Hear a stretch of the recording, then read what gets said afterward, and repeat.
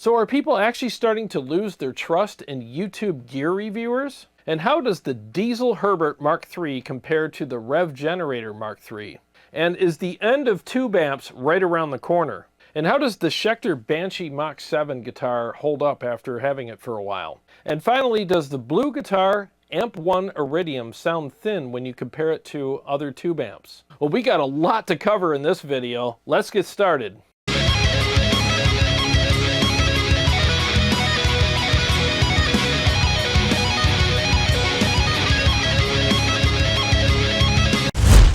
Well, hey guys, thanks for joining me for Riffs and Responses, Episode 7. I'm really having a lot of fun doing this series, and I really enjoy answering your comments and doing demonstrations for you guys. It's a lot of fun, and I hope you guys enjoy it as well. And please don't forget to like this video and subscribe to my channel if you haven't already. I would really appreciate that. And if you're looking for some really good guitar tones for either Quad CORTEX, ToneX, or the KEMPER, feel free to go to my website, tonewars.com, linked in the description of this video, and get some really good, brutal, awesome metal tones and some good clean tones for any one of those digital platforms as well. So if this is your first time watching one of these videos, basically what I do is read and respond to comments, and I also do demonstrations. So if people want to know how something sounds compared to something else, I don't just tell you, I actually show you. So it's this pretty much interactive type video. So let's get started with the first comment now. This is from Bridging the Political Gap, I think. And basically he says, real tube amps are still tops on tone, but these profilers are close, and in exchange for perhaps not being 100% the same tone, offer stunning versatility that no slow, dual rec, or Friedman could dream of giving.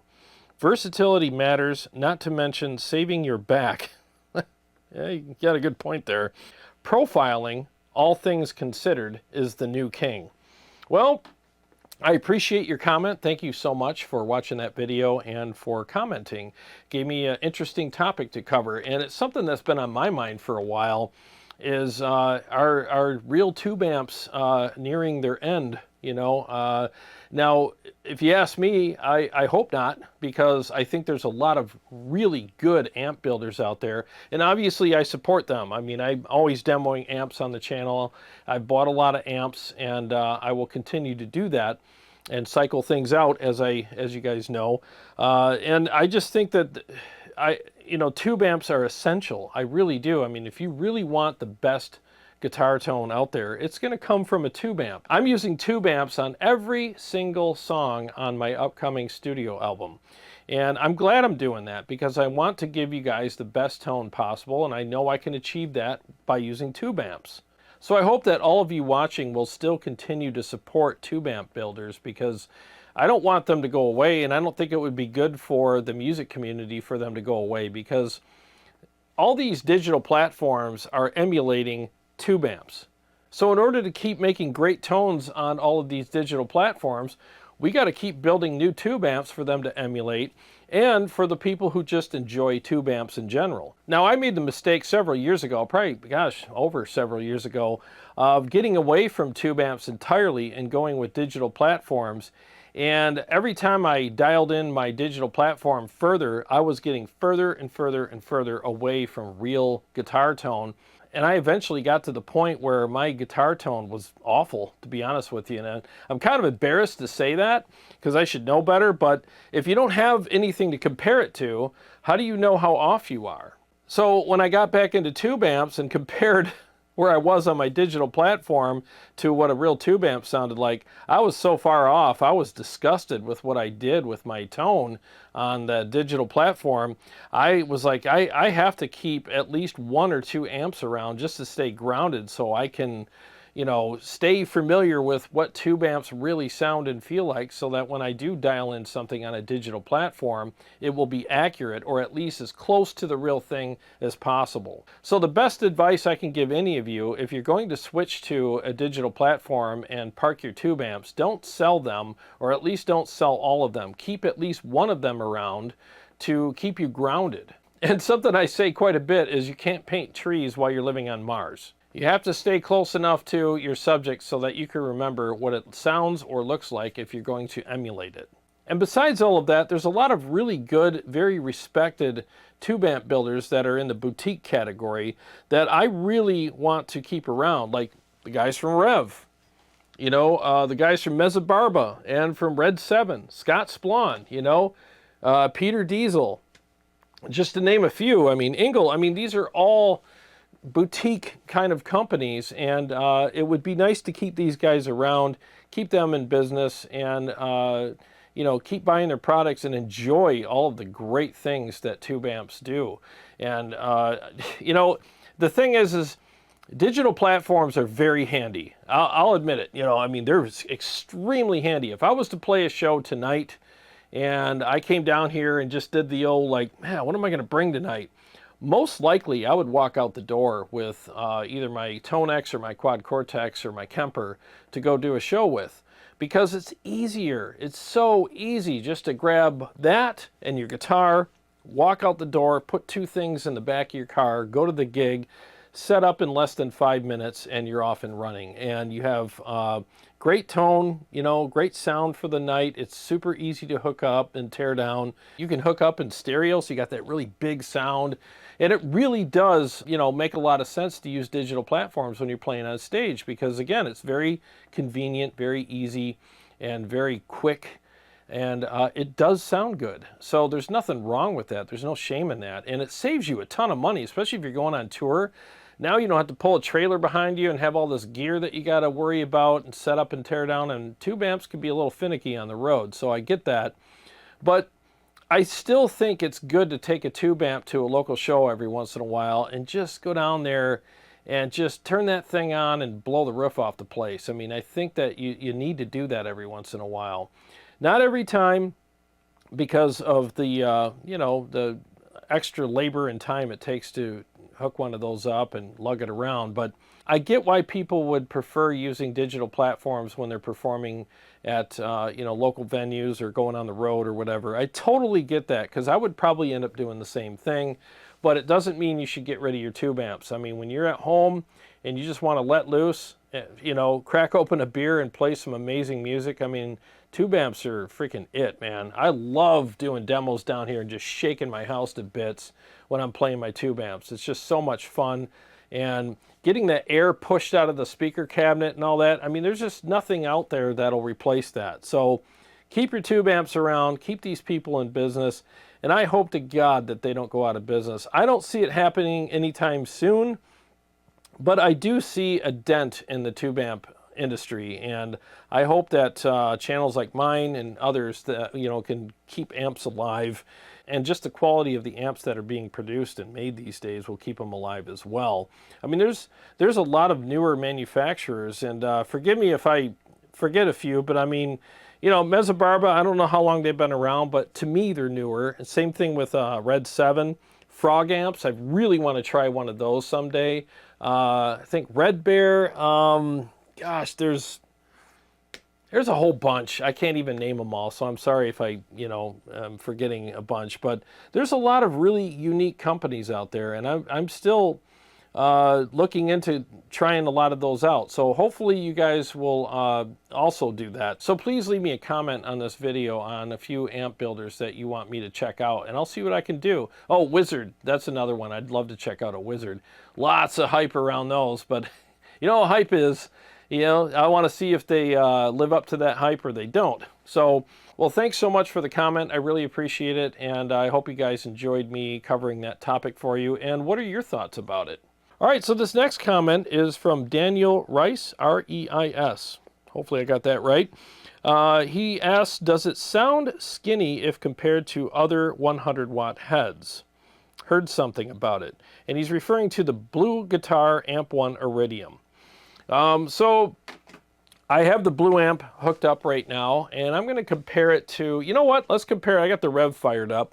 That's a big, fat, nasty amp. So yeah, let's compare it to the purple channel on the Revv and just see how they, you know, how they compare it, see if it can keep up with it. And keep your eye on the bottom of the screen here, so whichever picture of the amp that you see there, that's the one I'm playing. And the boost I'm using for this shootout is the Oddbox by Warm Audio. Man, is this a great pedal. I'm freaking really loving this pedal a lot.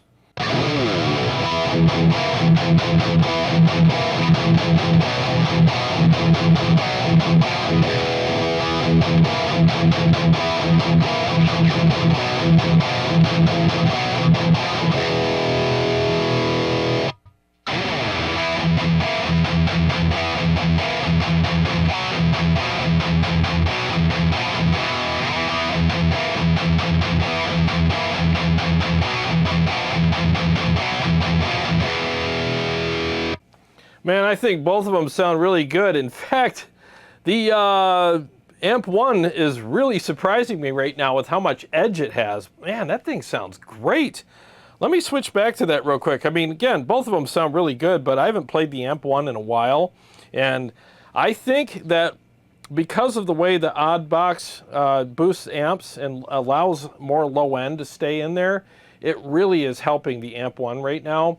And I think there's plenty of low end in the Amp 1 right now. I think it really comes down to how are you boosting it. And I'm just telling you, like, the right boost pedal can really make a huge difference with an amplifier. Let me switch back to the Amp 1 now and just screw around with it.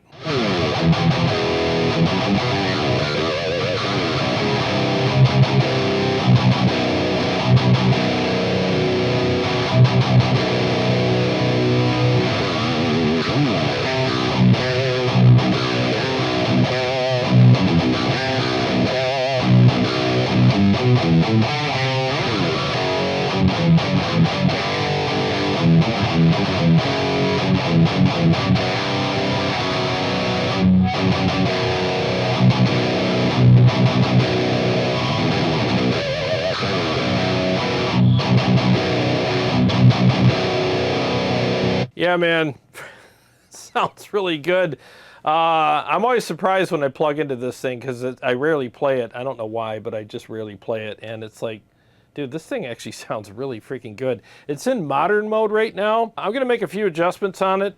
It's off camera, so I'll tell you what I did. Okay, I adjusted the gain up just a hair and the bass up just a hair, like one notch. Let's see what we have now.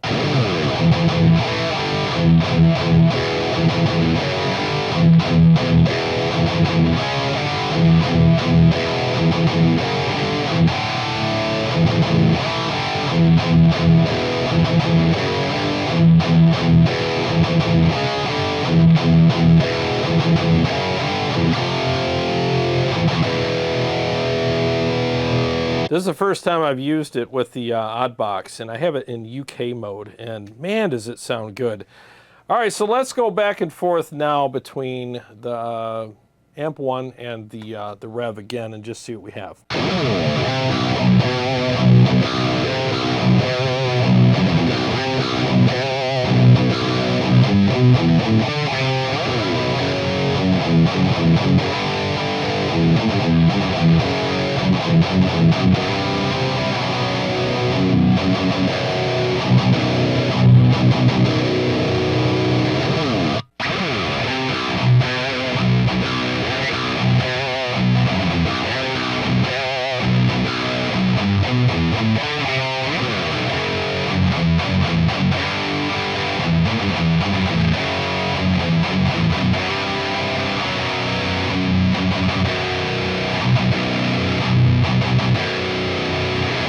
I'd take either one of them. I just think that at least in modern mode, the Amp 1 has a tad bit more edge to it, and it just depends. Like, it's a little more sculpted, but I think there's plenty of low end in it, especially when you're using the odd box.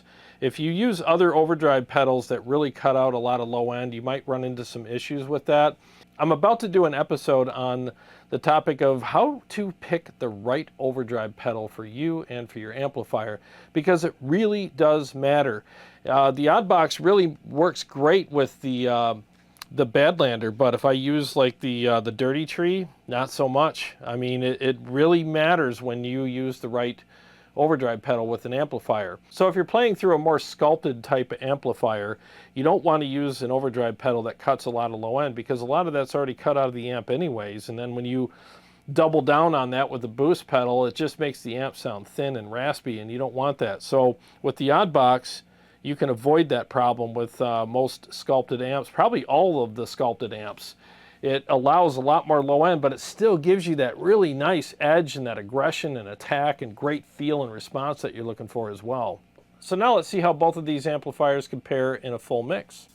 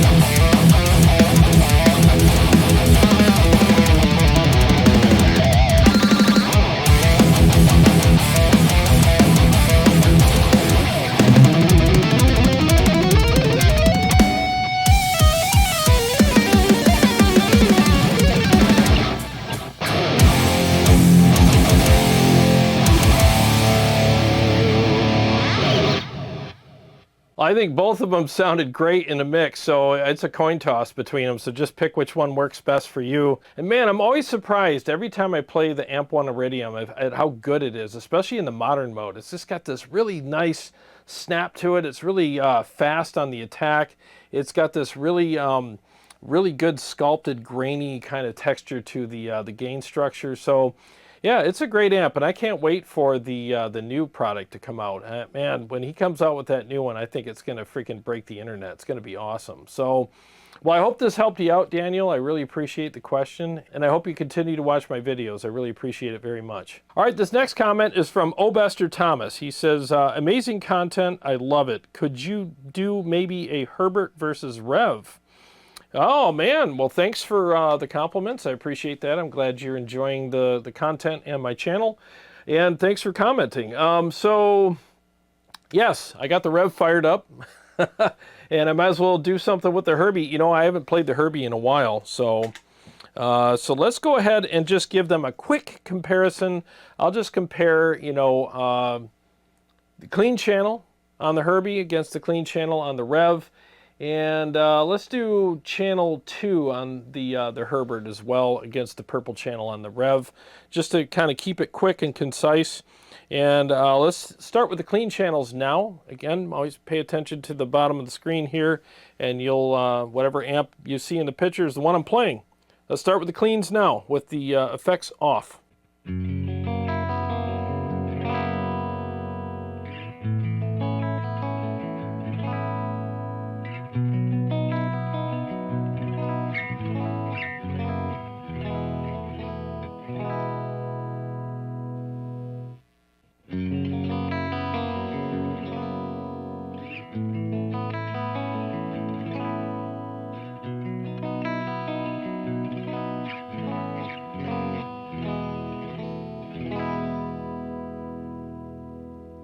All right, so now let's dress them both up with some effects. Turn on the Julia chorus and the flashback 2 delay and see what we have.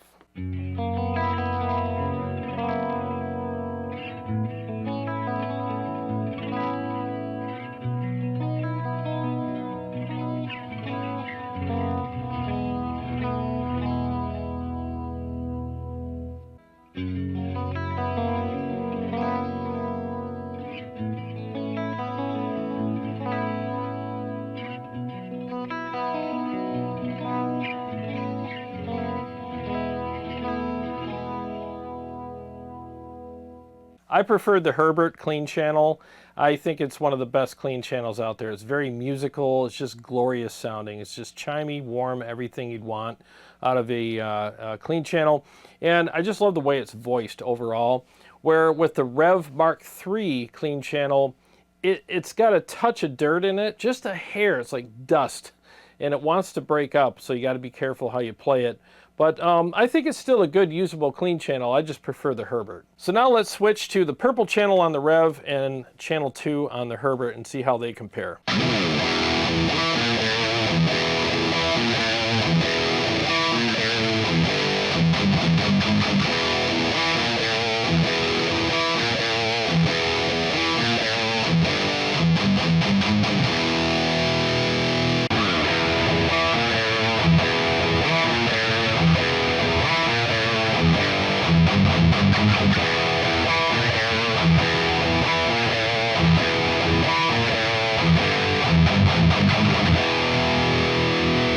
So between these two channels, I think the Revv has a little more aggression and surprisingly a little bit more fullness as well, where the Herbert is a little bit more sculpted and a little softer on the top end, but still sounds amazing. I mean, Diezels have their own individual sound and they sound really good. So it really depends on what you're looking for. I mean, between these two amplifiers, I mean, the features you're going to get on the Diezel is you get 3 freaking beautiful channels. I mean, a much better clean channel in my opinion. And then channel 2 and channel 3 subjectively better or not as good depending on your taste. And you're getting a couple of different effects loops, and it's programmable by MIDI, all the stuff, and it's 180 freaking watts. So that thing's just a, it's a wrecking ball of an amplifier. Where the Revv, you're going to get 4 channels, a decent clean, a really cool classic rock channel in channel 2, and then obviously the purple and red channels are the high gain channels that are just ridiculously awesome channels. And you get the 2 notes technology in it, so you can use the amp as a DI out, without bringing a cab with you. So that's really nice, and the cab sims are amazing. And it's programmable and it's MIDI controlled as well, just like the Diezel. So it comes down to, which feature set you like more or which tone you like more. So if you want something that's a little softer and you like that really cool, unique Diezel tone, then go for the Diezel Herbert. But if you want something that has a little more modern type features in it and a little more aggression, then go with the Revv. I hope this helped you out with your decision. All right, so this next question is from Cyber Soul Lover. And this is on my Schecter C7 Elite review video. He said, "Hey man, loved the video. You did a great job covering the sounds and how you thought about the guitar. I'm curious, how well have the frets held up on this guitar? I know they are stainless steel, but some cheaper brands seem to lie about the quality of the frets. Have these held up and show no wear like quality stainless steel frets? Thanks." Well, thanks for your comment and your question. I'm glad you enjoyed the video. So, I actually sent that guitar back and exchanged it for the Banshee because I hated, oh my God, did I hate the pickups. Those Fishman Moderns are freaking dog shit. I hate them.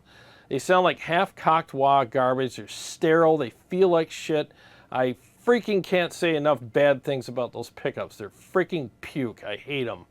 So that was the reason why I sent the guitar back, because I loved everything about the guitar, but those pickups were like the turd in the punch bowl at that party anyway. So I sent it back, and I looked on Sweetwater's website, and I was like, man, which other Schecter should I get? Because I hate returning things. I'd rather exchange them.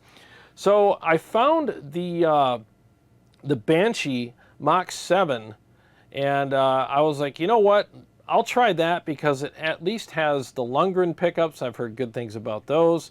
And it also has the Sustainiac, and I've always wanted to try one of those, and it just looked like a fun guitar to try out. So I exchanged it for that, and I am so glad that I did that. So regarding the frets, the stainless steel frets have held up really well, and I was surprised at the quality and the craftsmanship on the Schecter guitars, especially considering the price. I mean, I think the neck feels great. It's a great guitar to play.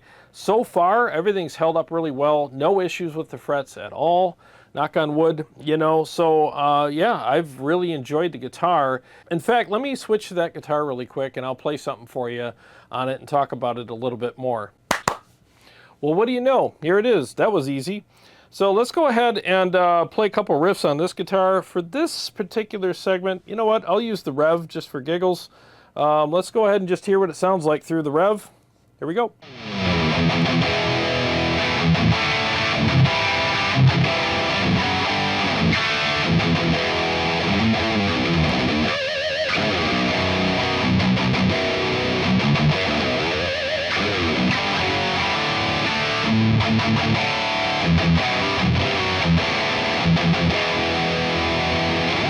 Yeah, I really love this guitar. It's really cool, and the neck is just, oh, it's just amazing. It's just a really smooth neck, and the craftsmanship is freaking phenomenal. I really like it. And I want to give a quick shout out to Chris Sobek. I think he was the one that turned me on to this particular model. So thanks, dude. Really good advice. So yeah, the frets hold up really good. It's very easy to play. I had to have it set up, but I mean, that's common. I set up all my guitars. So Scott Kennerson, local guy here, he's a really good dude. He set this up and it's set up perfect. I love how it plays now. So, but yeah, I mean, it's great. And it's a neck through, you know? I mean, you still haven't taken the sticker off on the back. But it's really cool, and I love the Sustainiac pickup. It's opened up so many different possibilities for me with my solos. In fact, on one of my songs, Hoverboard Blues, I actually use the Sustainiac through the whole solo, and I actually wrote it with the Sustainiac in mind, and it really helped me with my creativity. And it's just a lot of fun to play that song, and I'm going to be using that Sustainiac pickup in a lot more stuff in the future. It just adds another dimension to the creativity when it comes to writing your solos and stuff like that. I really love it. In fact, you know what? Let's do a one-take. Let's do a one-take mix with that song right now, and hopefully I play this right. I do one-take mixes now because I do not want to do everything a billion times. I'm tired of trying to be a perfectionist because I'm not perfect. So, and I'm about to prove that to you now. So let's see how this sounds.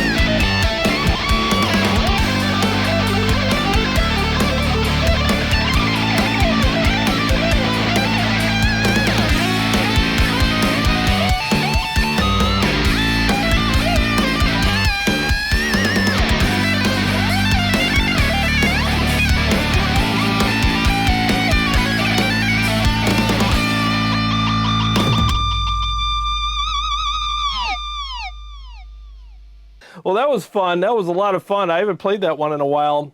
A couple of little mess ups in there, but you get the point. I mean, the Sustainiac pickup really adds that wild side to your solos, and it really helps you get creative. And I really love just taking a pause on a note and just letting it ring out and just get a little nuts for a few seconds before I switch to the next passage. It really does add a lot of spice to the solo. So you'll be seeing me playing this a lot more in the future. I don't play it a lot on the show because the thing is the scale on the neck is it's a bit longer. So I only play it on certain songs so that I'm familiar with where I gotta go, if that makes sense. It's just a longer scale length. So I'll be incorporating it a lot more in future episodes and live streams. I'll be writing some more solos with it as well. So, but yeah, I mean, as far as the quality of these guitars, so far I have no issues with anything. I think it's held up well, and I think it's just a really cool guitar, especially considering the price.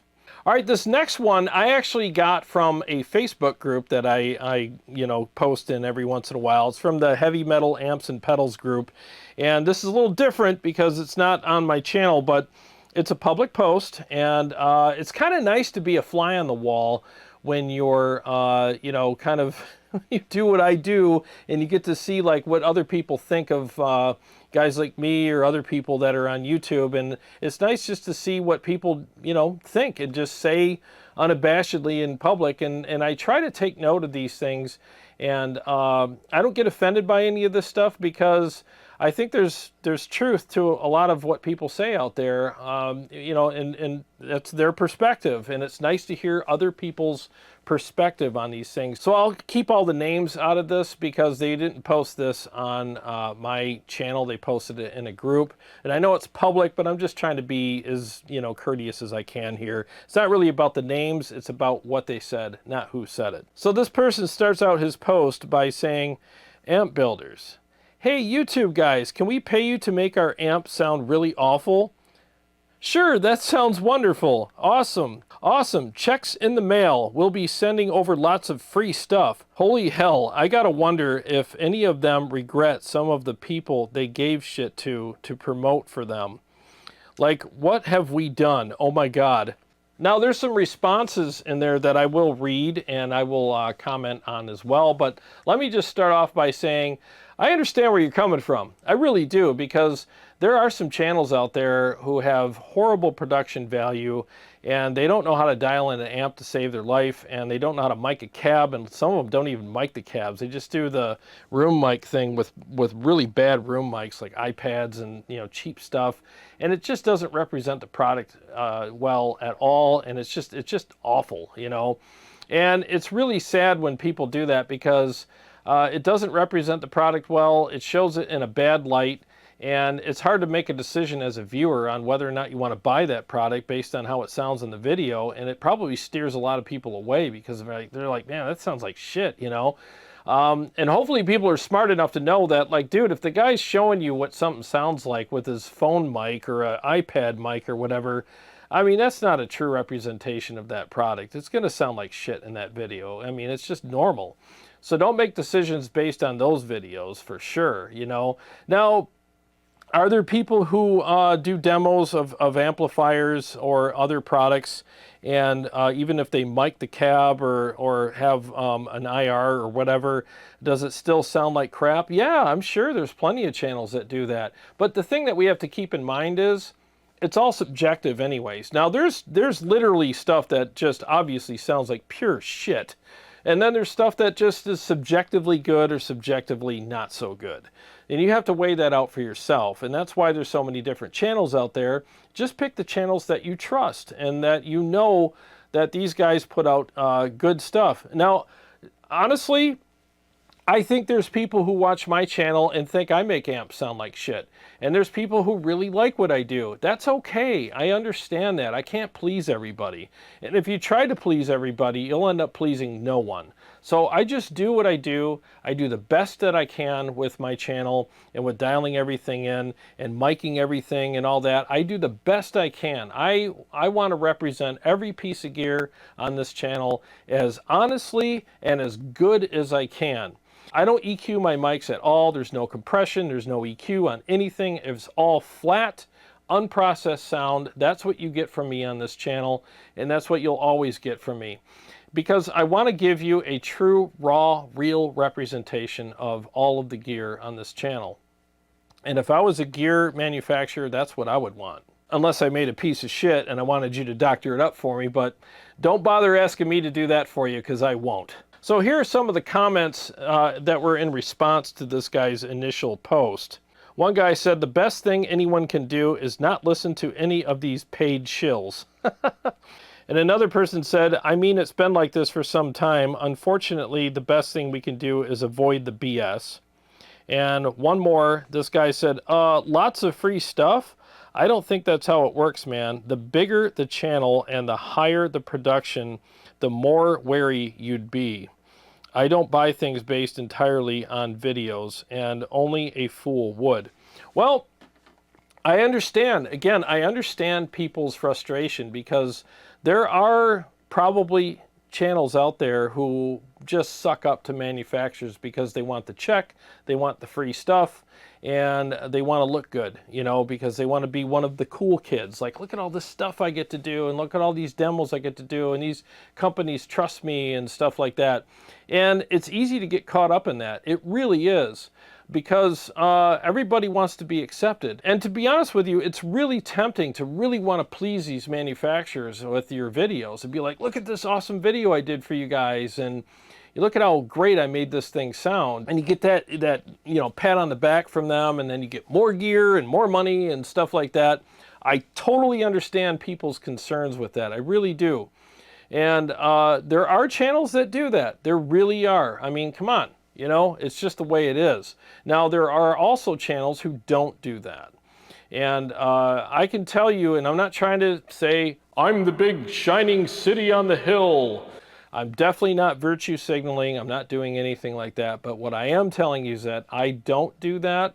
And as much as I would love to get a bunch of checks and a bunch of free gear, I would rather be honest to my audience. And at times that's to my expense, but at the end of the day, if I'm not honest with you guys, then I don't have an audience anyway. So what good are any of my reviews to people who even want me to, you know, do a paid review, because I have an audience of one, and that's the company that paid me to review it. I'd rather have a relationship with my audience that's based on trust, so that when I do say that I really like a product or I'm really digging this for these reasons, I'm not doing it because I want the manufacturer to be like, oh, good boy, yeah, nice job, so glad you did that for us, you know. And I definitely will never doctor anything up to sound good on the channel. I do not want to do that for anybody, because the thing is if a manufacturer sends me something, and I'm not just speaking for me, I'm speaking for a lot of the other honest channels out there, and there are a lot of honest channels out there, there really are. But if a manufacturer sends one of us something and says like, hey, we got these issues, can you just, you know, sidestep those things, and you might have to do this and this and this to the product to make it sound good, but we're still working on stuff, but you know, if you could just do that for us, I'd appreciate it. I'd be like, dude, shove this thing up your ass. I am not doing that for you. If you're gonna send me a product that's not ready for prime time yet, but you want me to present it as if it is, to my audience who I cherish and I have a relationship with and I've built all this trust with, screw you, man. I am not sacrificing my trust with my audience and their trust with me so that you can make a few bucks. I am not doing that. And I will never do any demos for you again. Do not bother sending me your trash. Seriously, shove it up your ass. I will not do that. Because the thing is once you lose your trust with your audience, what do you have? What are you now, the Jimmy Swaggart of gear reviews? I don't want to be the Jimmy Swaggart of gear reviews. I really don't. I would rather just stay honest with you guys and just say no to things I don't want to review and say yes to the things that I want to review, and just be honest about what I like and what I don't like about it, and then just talk about the subjectivity of both things. Like, maybe, you know, the one thing I don't like about a product could be something that you actually do like about it. I'll present it in a fair and balanced way to you guys, but I'm not going to sweep things under the rug for companies. So any company out there who wants to send me something and have me sweep stuff under the rug for them and be a paid shill for them, they can go screw themselves. I am not doing that. So don't send me anything unless it's ready. Now, one thing I will mention is if a company does send me something and there are issues with it, and they haven't mentioned it, they're not like, oh, sweep this stuff under the rug, I will contact them privately and just say, hey, you know, there's a couple of issues. Are you guys aware of this? And if they say, oh, thanks for telling us, we weren't aware of that, well, I just helped them out. And if they say, well, yeah, we're kind of aware of that, we're working on it, but you know, appreciate you telling us about this. I mean, I'm okay with that as well to a certain degree, but I still have to bring it up. I do. I have to bring it up in the video because I don't want you to ever buy something because I put my stamp of approval on it and then get it and go, oh, I wish you would have mentioned these things to me. I'm still going to do it. I'll be respectful about it, but I'm going to do it. And if they're working on it, I'll say, well, it's got this issue right now, but they're working on it. I'll present all of those facts to you guys. So anyways, that's kind of my take on how I like to do things here. And, you know, so to the people who say like paid shills and stuff like that, not everybody that gets paid to do a demo is a shill. The thing is that you guys have to understand, people that are upset about YouTubers getting paid to do demos, you have to understand something. Everything you see here costs money. The camera I'm shooting on right now is $3,000. The other camera that I use for gear close-up so you can see the knobs and all the words associated with those knobs and all that, that's $3,000. So when I do a gear demo, you're looking at $6,000 worth of cameras right there just to do that demo. And that doesn't include the very expensive computer that I have, the monitor, the software in it to do all the, you know, the shooting and the editing and rendering and all that kind of stuff with, including the mixer, the shelves, the amps, or whatever, all the lighting, all the stuff in here, the pedal board, I mean, everything. It all costs a ton of money. And so for people to ask me to do demos for them for free and not pay for all the stuff that's associated with what it takes to do that demo is complete bullshit. Why should I work for free? It's work. I'm not working for free. An average demo would take me 4 to 6 hours to do. To come down here, set up everything, get everything lined up, you know, get to know the product so that I can be knowledgeable about it when I talk about it. Do the actual demo, play it, do all the stuff, and then actually, you know, edit, create the thumbnail, upload, render, you know, all the stuff that's involved with that. I mean, that takes a lot of time. And then I do the whole responding to comments in the video and stuff like that, the sharing on social media. All that stuff is worth something. And on top of all that, so is my audience and the time that I've spent building that audience. So for a company to not want to pay for that is complete bullshit. But it doesn't mean that I should just be a shill for them either. There's this delicate balance. There's this thin line where you have to walk and you have to please the company by doing a good job on an honest demonstration of their product done in the best way possible with good production value, but you also have to do a great job for your audience to give them all those things, but also with no lies and deception, along with giving them the truth about the product. So there's this fine line. And, you know, someone else, I think he mentioned something about people with good production value you should avoid. Like, dude, really? That's the stupidest thing you could have said. Because if I was a company and I was looking for channels to review my gear, I wouldn't pick low production value channels. I would pick high production value channels. I mean, if I reach out to a company and I say, hey, I'm interested in doing some demos for the new product that you have, and I want to be proud to send them my channel and go, well, here's some videos I've done just so you can get an idea of what I do and how I do it and my style of doing things. So if that works for you, give me a call or, you know, email me or whatever. I want to be proud of what I send them. I want to be proud of my production value. I don't want to send them like, oh, here's my iPad up in a corner and, you know, the iPad mic and me just sitting there chugging three notes on the guitar and, you know, talking shit about stuff. I mean, I don't want to be that guy.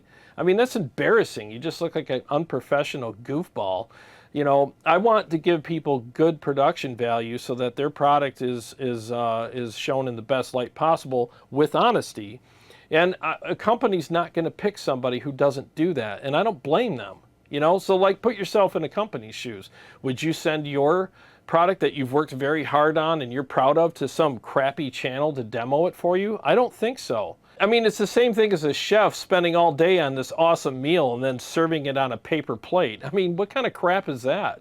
You know, so it's all about the presentation as well. And again, it just has to be done in an honest way. So good production doesn't mean you're covering up for, you know, shortcomings of a product. It's just showing it in the best light possible. And as long as your talking points are honest and you're not overly producing things and processing things to cover up mistakes, there's nothing wrong with doing high production quality videos. And to put a bow on all this, I mean, basically, We all remember the days of just magazines, no YouTube. You know, you just open up a magazine and there's a picture and a little blurb about the product, and you're going to make a decision based on that. I mean, that's all we had before.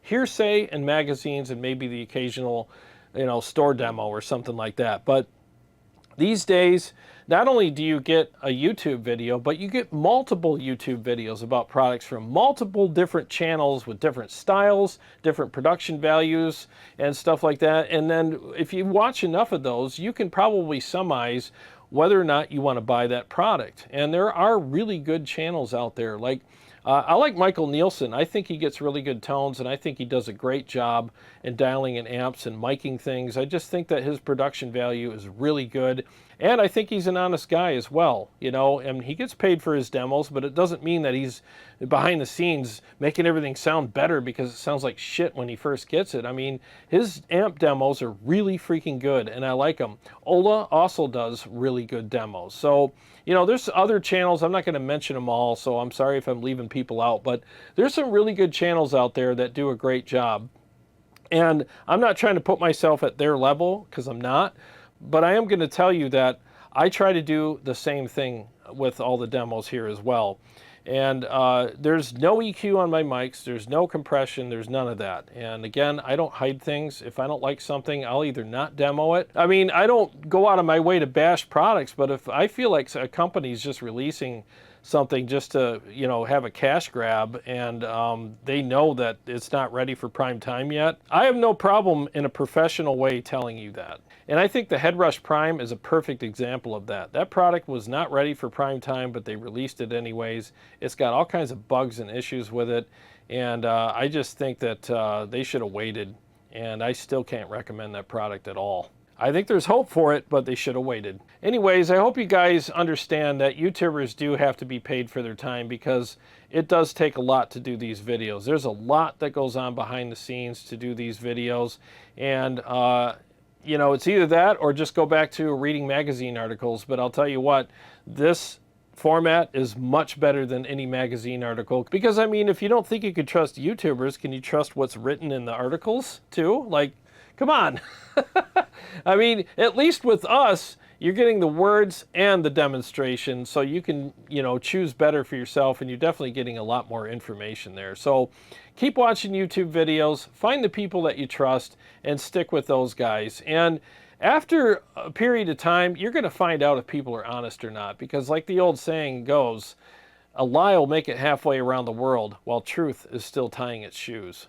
So lies will always catch up to channels eventually, and you'll find out if they're really worth trusting or not. Well guys, that about wraps it up for this video. I hope you enjoyed it, and I really appreciate you hanging out with me during this video. I had a lot of fun doing it for you guys. So if you have any questions or comments that you want me to address in my next Riffs and Responses video, which comes out every Monday, by the way, feel free to leave a comment below, and I will do my best to respond to each and every one of your comments. Well, to all my subscribers and Patreon supporters, I really appreciate you guys. Thank you so much. And if you're new to the channel and you haven't subscribed yet, please do, and click the bell so that you can be notified every time I either go live or come out with another episode. I got a lot more stuff coming up for you guys, and I'll see you on the next one.